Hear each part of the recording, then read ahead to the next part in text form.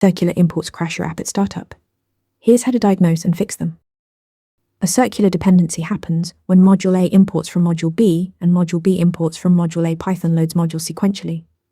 So when it hits the second import, the first module isn't fully initialized yet, causing an import error or missing attributes. The key insight is distinguishing import time from runtime. Top-level imports execute immediately when a module loads, but an import inside a function is deferred until that function is called. A lazy import. Moving the problematic import inside the function that needs it breaks the cycle at startup, since Python only loads it on demand. The cleanest fix is refactoring to eliminate the cycle entirely. If Module A and Module B both need the same shared logic, extract that logic into a third module. Now A and B both import from the shared module, but neither imports the other. This removes tight coupling and makes your package hierarchy a proper directed acyclic graph.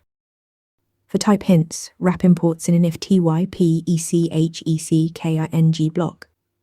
It runs only during static analysis, never at runtime. For deeper structural coupling, dependency injection eliminates cross-module imports by passing objects as parameters instead. Lazy imports buy time, but restructuring to a shared module is the real fix. Follow for more Python interview prep.